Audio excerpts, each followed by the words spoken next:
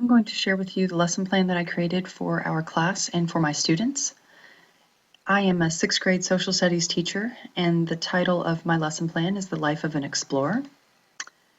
I'm covering the age of exploration in class, so the standards that are listed here cover the social studies standards, language arts standards, and then the technology standards.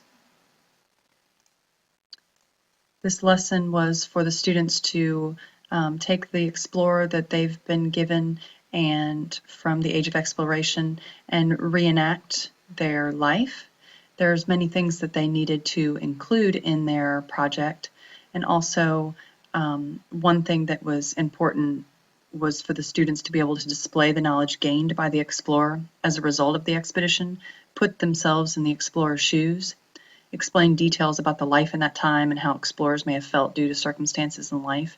This is important for the student, I feel, for the students to be able to do, because I didn't want them to just recall facts. I wanted them to be able to make a connection to the life during that time, and be creative and analyze what life was like for the explorer. What technology did they have or not have? What medicines did they have or not have? And what was the outcome of this? What was the result? Making connections to all of that during this time from what they learned. A couple other things that I wanted them to do was to map the journey of their explorer, and I wanted them to use scribble maps and then create a timeline of their explorer's life and using TimeToast, and I'll show you those in a moment. And then here is the rubric that I created. This is important for the students to have to understand what they need to do to be successful and for grading purposes. Now let me show you some of the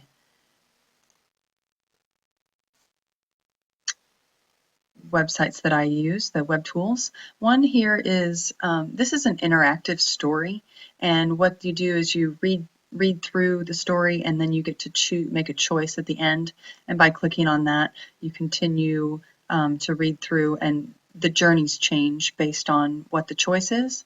So travel via the African coast or Indian coast, the kids make a choice and they get to learn about exploration and what it was like and the decisions that the explorers had to make based on that. So that was fun for the kids to learn through.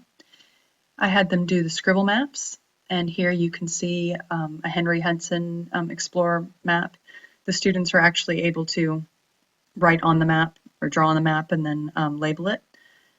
And then the timeline, here's an interactive timeline through TimeToast, and you can see each dot represents an event, and if you click on it, then you can see more information.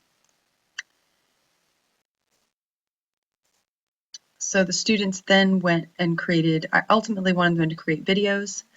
The students didn't have to, but that's what I wanted them to do. They could use various tools for that, whatever video creating program they would like. So by doing that, they were able to, like I had one girl that she wasn't interested in being in the video. That wasn't something that she wanted to do. So she created a puppet show and created a video with that, which was fine. I spoke with the students and figured out what worked best for them. So one thing that I think is really important is to go through each of the web tools with the students and explain how each one works. Like this timeline, I didn't just give it to them and say, here, do it.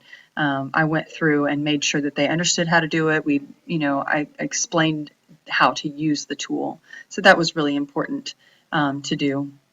And the same with the maps. I mean, the kids are, they're really smart and they're able to figure these things out, but it does help to really explain how to use the tools for them. So that is my project. Thank you.